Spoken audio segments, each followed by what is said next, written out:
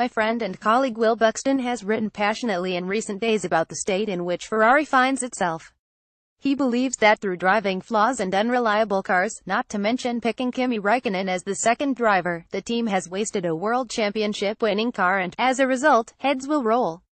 He also points out that the team's inexplicable communication policy say nothing is not very clever, something with which I agree wholeheartedly. Ferrari as a brand is all about passion, and to shut down communication and simply turn out trite social media messages with American spellings is not forward thinking. The team's press officer, he may have a fancier title, but doesn't deserve it, wanders around looking like he fell out of an opium den. The team staff seem frightened to be seen talking to media, and, as Will pointed out, they seem frightened, full stop. Looking in from the outside can give a false impression, just as it can bring insight, but I sense the same thing. Entire books have been written on the question of leading by respect, rather than by fear, and why the former is more successful than the latter. It's basically Darth Vader versus Obi-Wan Kenobi. The downside of the dark side is that people who are fearful of losing their jobs become defensive. They don't take risks, they do all they can to shift the blame onto others. They don't work for the organization, they work to survive. Great leaders lead with respect. They empower those around them, encourage them with enthusiasm and energy, and allow them to make mistakes. Respect moves a company forwards, fear holds it back. If one accepts the premise that the Ferrari problem is one of fear, one has to then work out from where this is coming. Logically, it comes from the top, and by this I mean Sergio Marchionne, the chairman, who is famed for his use of the corporate stiletto, and we're not talking heels here, despite his avuncular jersey-wearing appearance. You tell Marchionne he's wrong and you're likely to be filleted from the organization. The great leader is never wrong, unless he decides it himself. So if one wants to survive in this environment, you have to do as you are told.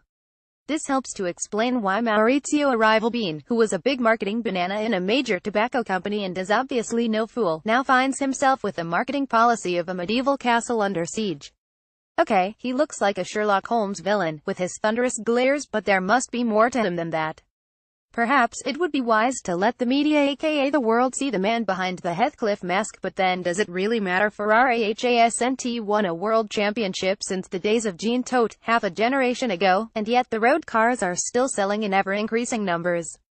To me, this say that the racing matters, but the results don't, unless it is really embarrassing. Every time a Ferrari blows up, I have a habit of saying, well, I'm not buying a Ferrari, which is true for two reasons. The first is that I cannot afford a car with a price tag of $200,000, and even if I could, I'd spend the money on other things that I consider more important. Don't get me wrong, Ferrari understands road cars. It is incredibly successful in this respect.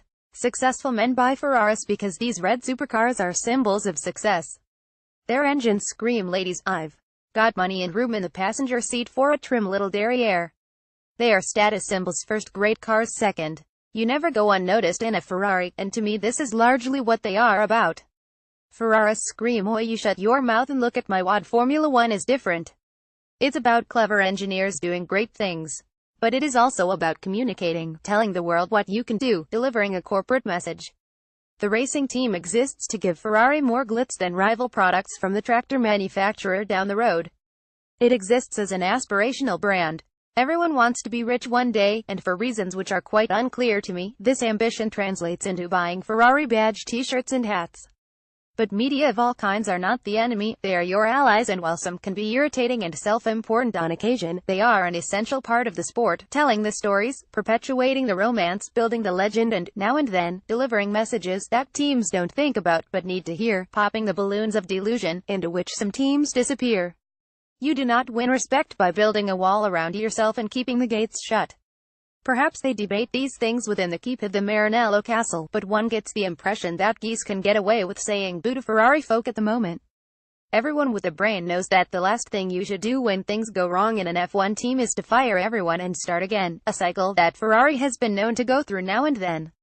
The best thing to do is to figure where the problems lie and redirect the energy in the right direction. It's Management 101, not Harvard MBA. The World Championship is not over yet, but it's going to take some whopping good luck to pull this title from the fire. Let's see what happens and Ferrari's reaction to it. It will tell us a lot.